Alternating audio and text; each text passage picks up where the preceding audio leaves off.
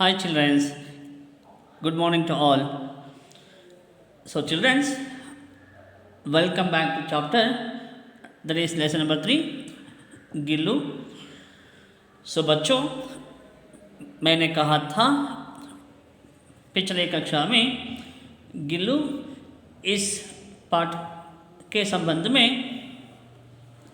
जो मैंने जानकारी दिया था. सबसे पहले सी लेखक एक दिन अपने कमरे से वह बाहर आकर देखती है यह दो कौवे अपने चोंच से, चोंच मीन्स बीक, चोंच से चूहा चुहौला जैसे खेल रहे हैं. इसे देखते हुए लेखिका महादेवी वर्मा जी जो काकभुषुंडी यानी कौवा या कौवे के बारे में वह सोचती है वे क्या यह काकभुषुंडी एक विचित्र पक्षी है, क्योंकि एक ओर अति सम्मानित अनादरित और दूसरी ओर यह अवमानित है. ऐसा सोचते हुए वह अपने मन में सोचती है वे यह काकभुषुंडी एक विचित्र पक्षी हैं. और इसी के अलावा यह भी कहते हैं वे क्या हमारे बेचारे पुरखे जो हमसे कुछ पाने के लिए पितृपक्ष यानी पितृपक्ष के समय में हमसे कुछ पाने के लिए वे काक बनकर अवतीर्ण होते हैं. हमारे पूर्वज मीन्स ನಮ್ಮ ಪೂರ್ವಿಕರು ಮೀನ್ಸ್ ನಮ್ಮ ತಾತ ಮುತ್ತಾತಂದಿರು ಅವ್ರು ಏನು ಮಾಡ್ತಾರಪ್ಪ ಅಂದರೆ ಪಿತೃಪಕ್ಷ ಅಂದರೆ ಮಹಾಲಯ ಅಮಾವಾಸ್ಯೆ ಅಂತ ಹೇಳ್ತೀವಿ. ಆ ಹಬ್ಬದ ದಿವಸ ನಮ್ಮಿಂದ ಏನಾದರೂ ಕೂಡ ನೈವೇದ್ಯವನ್ನು ಪ್ರಸಾದವನ್ನು ಸ್ವೀಕಾರ ಮಾಡಲಿಕ್ಕೆ ಅವರು ಕಾಗೆಯ ರೂಪದಲ್ಲಿ ಬರ್ತಾರೆ ಅಂತಕ್ಕಂಥ ಪ್ರತೀತಿ ನಂಬಿಕೆ ನಮ್ಮಲ್ಲಿದೆ. ಹಾಗಾಗಿ ಒಂದು ಕಡೆ ಕಾಗೆಗೆ ವಿಶೇಷವಾದ ಸನ್ಮಾನ, ಅದೇ ಕಾಗೆಗೆ ಮತ್ತೊಂದು ಕಡೆ ಅತಿಯಾದ ಅವಮಾನ ಮಾಡ್ತೀವಿ. ಈ ಕಾರಣಕ್ಕೋಸ್ಕರ ಲೇಖಕಿ ಮಹಾದೇವಿ ವರ್ಮಾ ಅವರು ಅಂದ್ಕೋತಾರೆ ಈ ಒಂದು ಕಾಗೆ ಅತ್ಯಂತ ವಿಚಿತ್ರವಾದ ಪಕ್ಷಿ ಅಂತ ಹೇಳ್ಬಿಟ್ಟು ಯೋಚನೆ ಮಾಡ್ತಾರೆ. ಇಸಿ ಬೀಚ್ ಮೇ ಎಸ್ ಸೋಚ್ ಮೇ ಅಚಾನಕ್ ಬಾಧಾ ಹಾಪಡಿ. ಅಷ್ಟರಲ್ಲಿ ಏನಾಗುತ್ತಪ್ಪ ಅಂದರೆ ಆಕೆ ಏನು ಚಿಂತನೆ ಮಾಡ್ತಾ ಇರ್ತಾಳೆ ಅದರಿಂದ ಆಚೆ ಬರ್ತಾಳೆ. ಏನು ಕಾರಣ ಅಲ್ಲೇನಾಗಿದೆಪ್ಪ ಅಂದರೆ लेखिका महादेवी वर्मा जी का ध्यान एक छोटे जीव पर दृष्टि रुक गई थी. एक छोटे जीव ಒಂದು ಸಣ್ಣ ಜೀವಿ ಅವರ ಕಣ್ಣಿಗೆ ಕಾಣುತ್ತೆ. ಅದು ಏನಪ್ಪ ಅಂದರೆ ಗಮ್ಲೆ और दीवार के बीच में, गमला मीन्स ಫ್ಲವರ್ ಪಾಟ್, ದೀವಾರ್ ಮೀನ್ಸ್ ವಾಲ್, ಗೋಡೆ ಮತ್ತು ಫ್ಲವರ್ ಪಾಟ್ನ ಮಧ್ಯಭಾಗದಲ್ಲಿ ಒಂದು ಸಣ್ಣ ಹಳಿಲು ಮರಿ एक गिलहरी का बच्चा पड़ा था. एक छोटा सा बच्चा था वहाँ. ಒಂದು ಸಣ್ಣ ಹಳಿಲು ಮರಿ ಏನು ಫ್ಲವರ್ ಪಾಟ್ ಮತ್ತು ಗೋಡೆ ಅದು ಮಧ್ಯಭಾಗದಲ್ಲಿ ಅದು ಕೆಳಗೆ ಬಿದ್ದಿತ್ತು. ಇಲ್ಲೇನಾಗಿದೆ ದೋ ಕೌವೆ ಎರಡು ಕಾಗೆಗಳು ಇದನ್ನು ತನ್ನ ಆಹಾರವನ್ನಾಗಿ ಅದನ್ನು ತಿನ್ನೋ ಒಂದು ಪ್ರಯತ್ನವನ್ನು ಮಾಡ್ತಾ ಇರ್ತವೆ. ಹಳಿಲ ಮರಿಯನ್ನು ತನ್ನ ಕೊಕ್ಕಿನಿಂದ ಕುಕ್ಕಿ ತಿಂತಾ ಇರ್ತವೆ. ಹೌದಾ, ಅಚಾನಕ್ಕಾಗಿ ಈ ದೃಶ್ಯವನ್ನು ಲೇಖಕಿಯವರು ನೋಡ್ತಾರೆ. ಹೌದಾ, ಈಗ ಅರ್ಥ ಆಯಿತು. ದೋ ಕೌವೆ ಇಸ್ ಗಿಲಹರಿ ಕಾ ಬಚ್ಚೆ ಕೋ ಅಪ್ನಿ ಚೋಂಚ್ ಮೀನ್ಸ್ ಬೀಕಿಂದ ಅದನ್ನು ಕುಕ್ಕಿ ಇಸ್ಮೆ ಸುಲಭ ಆಹಾರ ಕೋಜ್ ರಹೆ ಥೆ. ಕೋಜ್ನ ಮೀನ್ಸ್ ಹುಡ್ಕೋದು ಅಂದರೆ ಇದನ್ನೇ ತನ್ನ ಆಹಾರವನ್ನಾಗಿ ತಿನ್ನೋದಕ್ಕೆ ಪ್ರಯತ್ನ ಪಡ್ತಾ ಇರ್ತವೆ. ಯಾವುದು ಎರಡು ಕಾಗೆಗಳು. हौदा. लेखिका इसे गिलहरी का छोटा सा बच्चा इसे देखकर हौले से उठाकर अपने कमरे में लाई. लेकिन सब लोगों ने कहा काक के कौवे, काक अथवा कौवे, कौवा मीन्स क्रौ, कागेया काक के चोंच से घाव बना हुआ तो शायद वह बच नहीं सकता. ಬಹುಶಃ ಕಾಗೆಯ ಕೊಕ್ಕಿನಿಂದ ಗಾಯಗಳಾಗಿದ್ದರೆ, ಕಾಗೆಗಳೇನಾದರೂ ಕೊಕ್ಕಿನಿಂದ ಕುಕ್ಕಿದರೆ ಅಂತಹ ಜೀವಿಗಳು ಬದುಕಿ ಉಳಿಯೋದು ಪ್ರಾಯಶಃ ಬದುಕೋದಿಲ್ಲ. ಐಸಾ ಹಿ ರಹನೆ ದಿಯಾ ಜಾಯೆ, ಈ ಅಳಿಲು ಮರಿಯನ್ನು ಹಾಗೆ ಬಿಟ್ಟು ಬಿಡಿ. ಯಾಕಂದರೆ ಕಾಗೆಗಳು ಕುಕ್ಕಿ ಗಾಯ ಮಾಡಿದ್ದಾವೆ.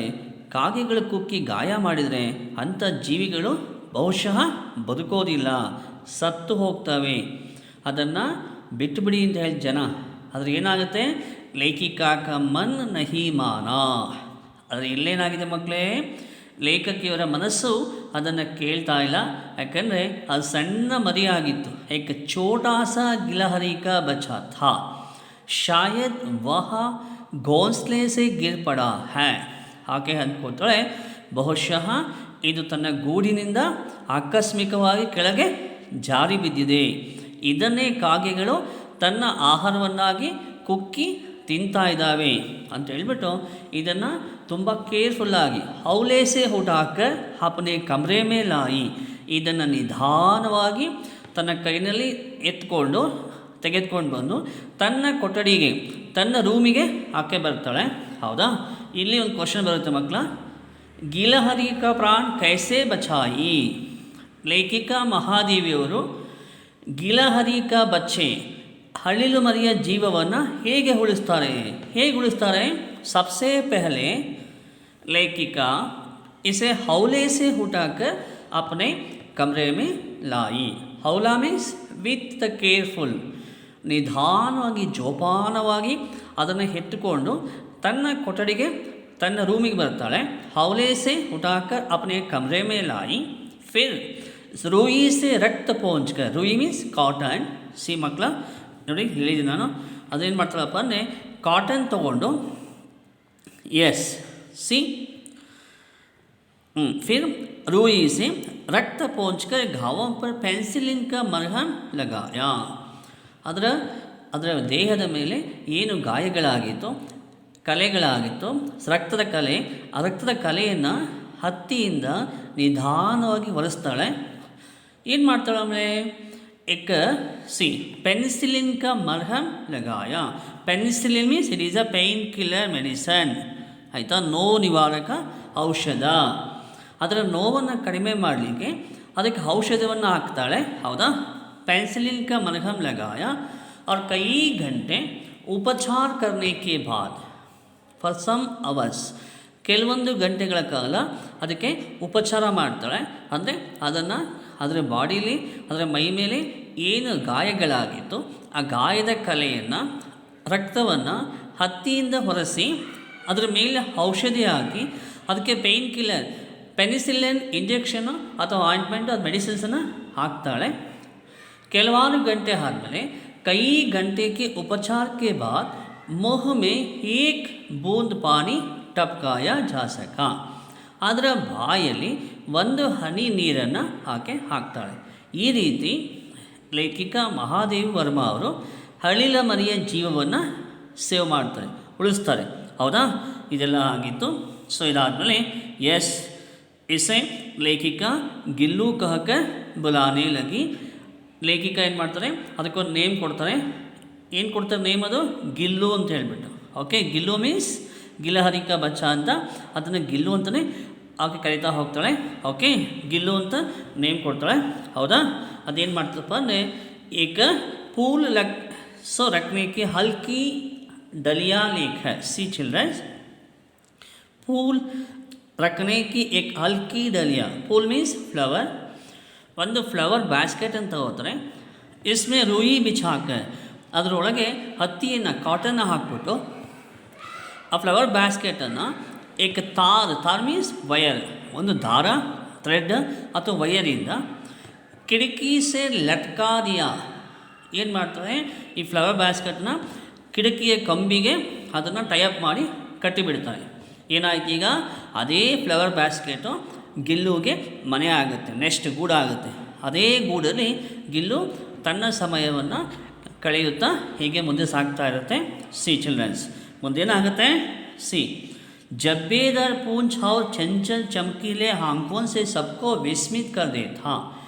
ಈ ಅಳಿಲ ಮರಿ ಏನಾಯ್ತಪ್ಪ ಅಂದರೆ ನಿಧಾನವಾಗಿ ತನ್ನ ಎಲ್ಲ ಗಾಯಗಳು ವಾಸಿ ಆಗಿದೆ, ಏನು ಕಾಗೆಗಳು ಕೊಕ್ಕಿನಿಂದ ಕುಕ್ಕಿ ಗಾಯ ಮಾಡಿತ್ತು, ಎಲ್ಲ ಗಾಯಗಳು ವಾಸಿಯಾಗಿದೆ, ಚೆನ್ನಾಗಿ ಬೆಳೀತಾ ಇದೆ.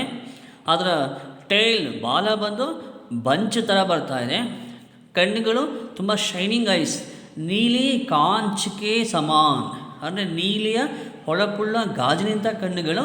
ಸೊ ಏನು ಮಾಡ್ತದೆ, ತುಂಬ ಚೆನ್ನಾಗಿ ತನ್ನ ಆಕ್ಟಿವಿಟೀಸಿಂದ, ತನ್ನ ಕೆಲಸ ಕಾರ್ಯಗಳಿಂದ ಜನರನ್ನು ನೋಡ್ತಕ್ಕಂಥ ಜನರಿಗೆ ಒಂದು ರೀತಿ ಆಶ್ಚರ್ಯ ಆಗ್ತಾಯಿತ್ತು, ಅಷ್ಟೊಂದು ಆಕ್ಟಿವ್ ಆಗಿತ್ತು ಗಿಲ್ಲು. ಓಕೆ ಚಿಲ್ಡ್ರನ್ಸ್, ಇದಾದಮೇಲೆ ಕೊನೆಯದಾಗಿ ಲೇಖಕ ಹೇಳ್ತಾರೆ, ಜಬ್ ಮೇ ಲಿಖನೆ ಬೈಠಿ. ಲೇಖಿಕ ಅವರೇನಾದರೂ ಲೇಖನವನ್ನು ಕವನವನ್ನು ಬರಿಬೇಕು ಅಂತ ಕೂತ್ಕೊಂಡಾಗ ಏನಾಗ್ತಿತ್ತು, ಗಿಲ್ಲು ಹೇಗಾದರೂ ಮಾಡಿ ಅವರ ಮನಸ್ಸನ್ನು ಗಮನವನ್ನು ತನ್ನ ಕಡೆ ಸೆಳ್ಕೋಬೇಕು. ಏಕೆ ಬರೆಯೋದನ್ನು, ಕವಿತೆಯನ್ನು ಕವನವನ್ನು ರಚನೆ ಮಾಡೋದನ್ನು ನಿಲ್ಲಿಸಬೇಕು. ಯಾಕೆಂದರೆ ಕವಿತೆಯನ್ನು ಗೀತೆಯನ್ನು ಬರಿತಾ ಕೂತ್ಕೊಂಡ್ರೆ ನನ್ನ ಕಡೆ ಗಮನ ಕೊಡೋದಿಲ್ಲ, ಹೇಗಾದರೂ ಮಾಡಿ ಇವರ ಗಮನವನ್ನು ನನ್ನ ಕಡೆ ಸೆಳ್ಕೋಬೇಕು ಅಂತ ಹೇಳ್ಬಿಟ್ಟು ಒಂದು ಒಳ್ಳೆಯ ಉಪಾಯವನ್ನು ಅದು ಹುಡುಕೊಳ್ಳುತ್ತೆ. ಅದು ಯಾವ ಉಪಾಯ ಮಾಡುತ್ತೆ, ಏನು ಮಾಡುತ್ತೆ ನೋಡಿ, ಮುಂದೆ ಹೇಳ್ತಾ ಹೋಗೋಣ, ಗೊತ್ತಾಗುತ್ತೆ. ಓಕೆ, ಸಿ ಚಿಲ್ड्रन, वहाँ मेरे पैर तक आकर सर से पर्दे पर चढ़ जाता और फिर उसी तेजी से उतर था. सी चिल्ड्रन, ಲೇಖಿಕ ಜಬ್ ಲಿಖನೆ बैठती थी.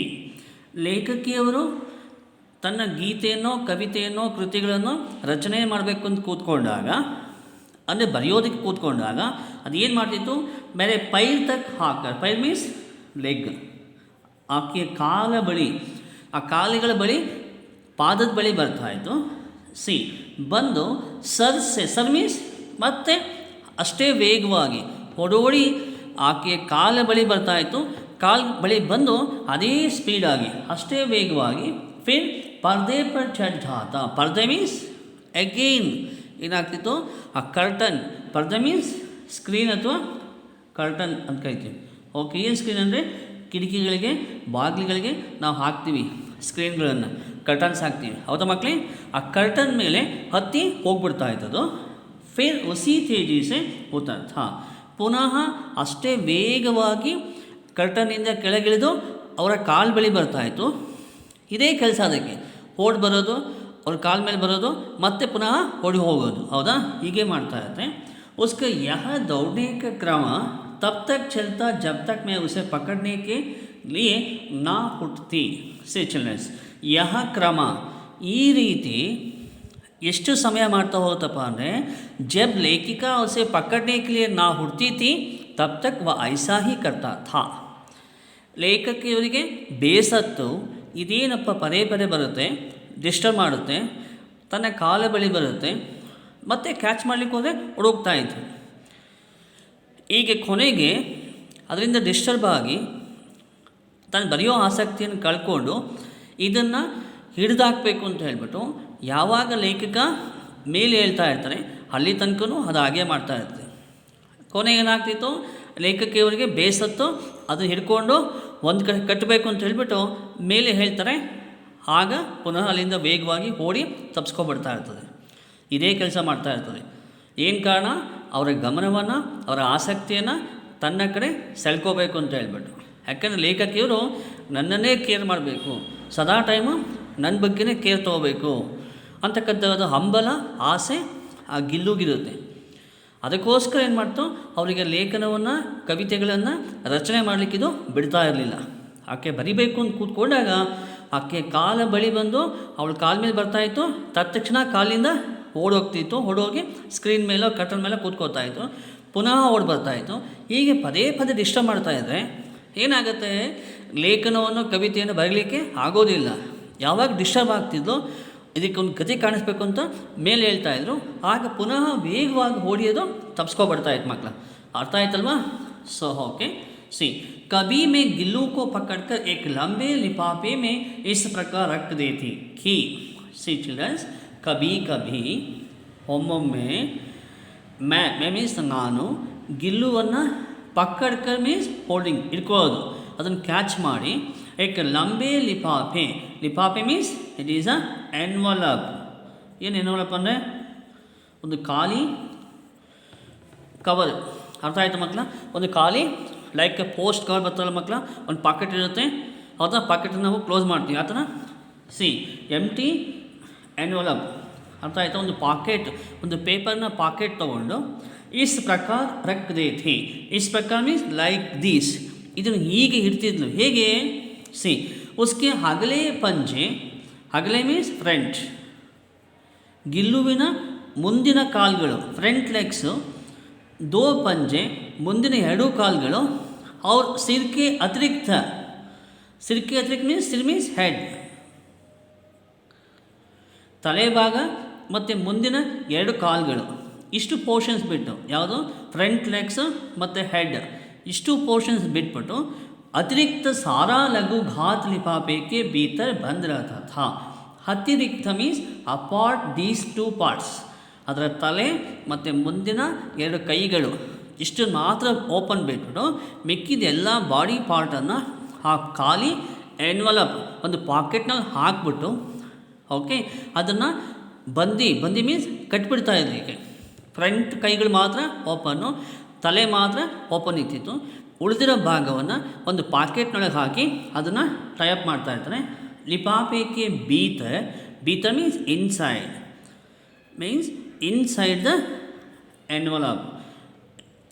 ಎನ್ವಲಪ್ ಮೀನ್ಸ್ ಪಾಕೆಟ್, ಒಂದು ಪೇಪರ್ನ ಪಾಕೆಟು. ಆ ಪೇಪರ್ನ ಪಾಕೆಟ್ನಲ್ಲಿ ಅದರ ಇಡೀ ಲಘು ಘಾತ, ಲಘು ಮೀನ್ಸ್ ಸ್ಮಾಲ್, ಘಾತ್ ಮೀನ್ಸ್ ಬಾಡಿ, ಅದು ಸಣ್ಣ ಶರೀರ. ಹೌದಲ್ವ ಮಕ್ಕಳ?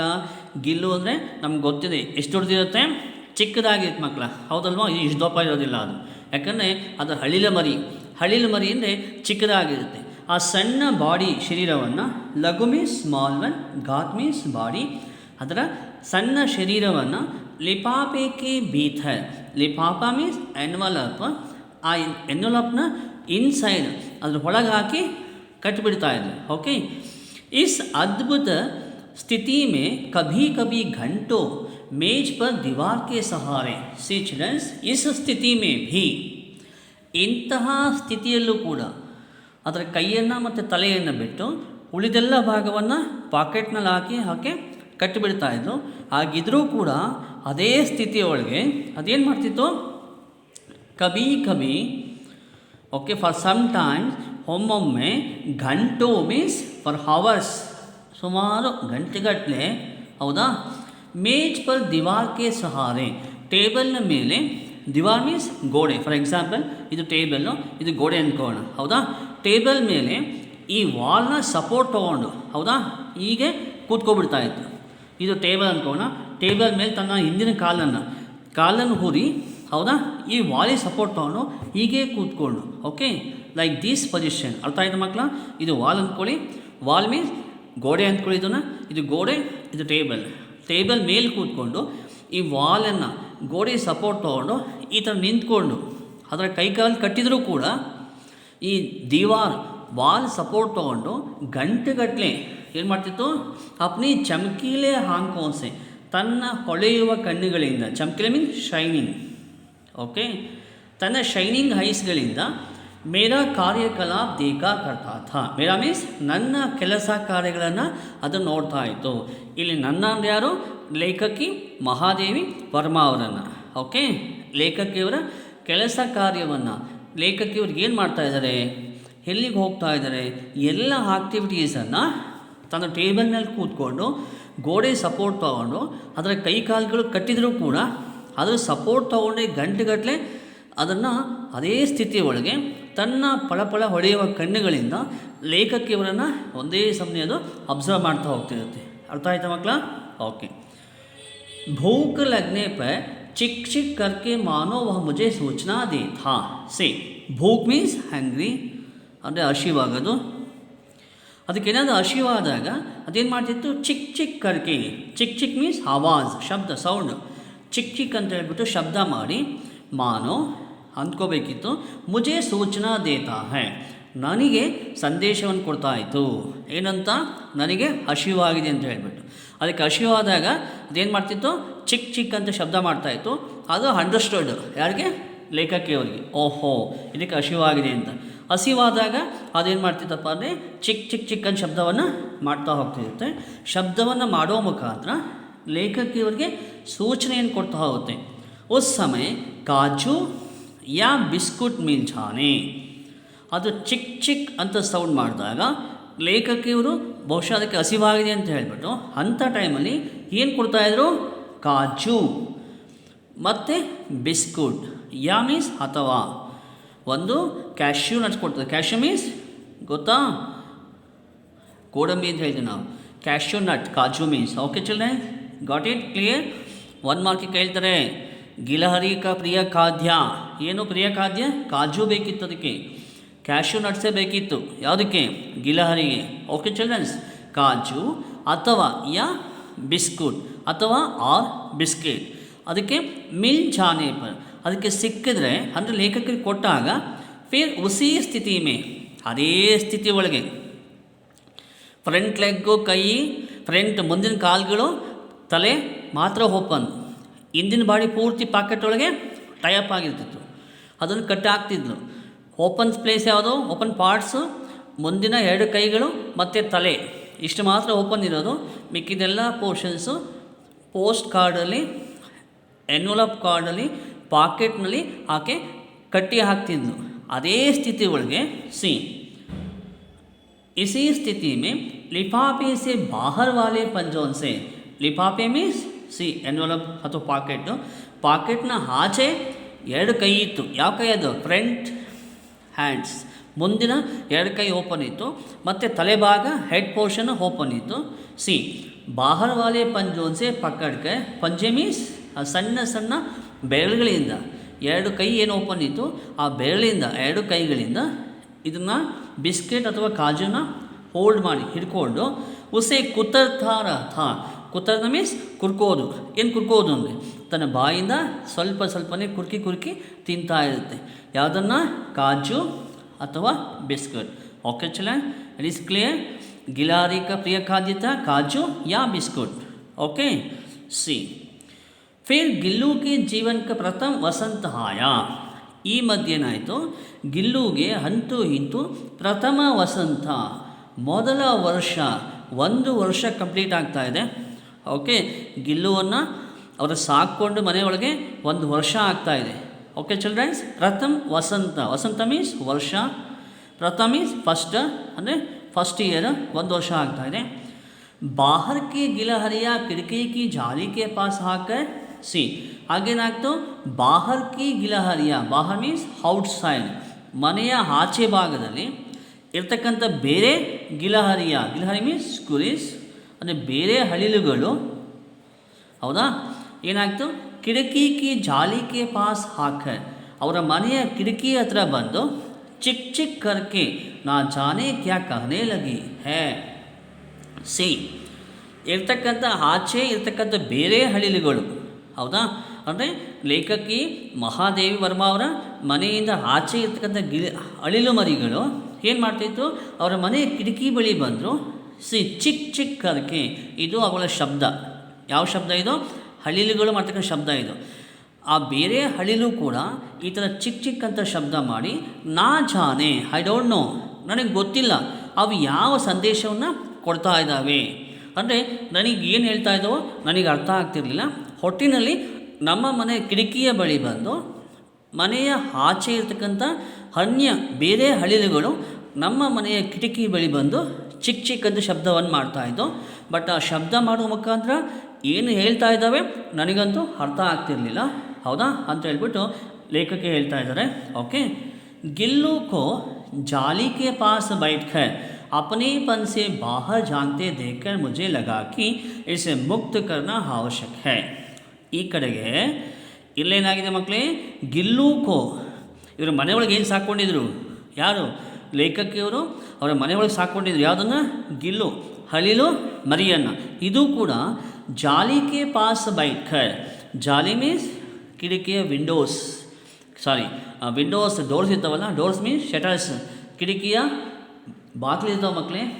ಅಂದರೆ ಏನು ಶಟರ್ಸ್ ಅಂದರೆ ಕಿಟಕಿ ಓಪನ್ ಮಾಡ್ತೀವಲ್ಲ ನಾವು, ಹೌದಲ್ವಾ, ಕಂಬಿ ಇರ್ತಾವಲ್ವ, ಅಲ್ಲಿ ಕೂತ್ಕೊಂಡು ಬೈಟ್ಕರ್ ಅಪನೇಪನ್ ಸೆ ಬಾಹರ್ ಜಾಗ್ತಾ, ತನ್ನಷ್ಟಕ್ಕೆ ತಾನು, ಅಪನೇಪನ್ ಮೀನ್ಸ್ ತನ್ನಷ್ಟಕ್ಕೆ ತಾನೇ, ಬಾಹರ್ ಮೀನ್ಸ್ ಮನೆಯ ಆಚೆ ಭಾಗ, ಮನೆಯ ಹೊರಗಡೆ ಜಾಂಕ್ತೆ ಮೀನ್ಸ್ ಇಣುಕಿ ನೋಡ್ತಾ ಇರುತ್ತೆ.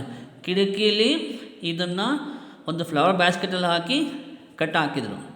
ಅದೇನು ಮಾಡ್ತಾಯಿತ್ತು, ಪದೇ ಪದೇ ಮನೆಯಿಂದ ಆಚೆ ಇಣುಕಿ ಜಾಂಕ್ನ ಮೀನ್ಸ್ ಇಣುಕೋದು ಮೀನ್ಸ್ ಹೀಗೆ ಬಾಗಿ ಅಥವಾ ಬಗ್ಗಿ ನೋಡ್ತಾ ಇರುತ್ತೆ, ಮನೆಯಿಂದ ಆಚೆ ನೋಡ್ತಾ ಇರುತ್ತೆ ಯಾವಾಗಲೂ ಕೂಡ.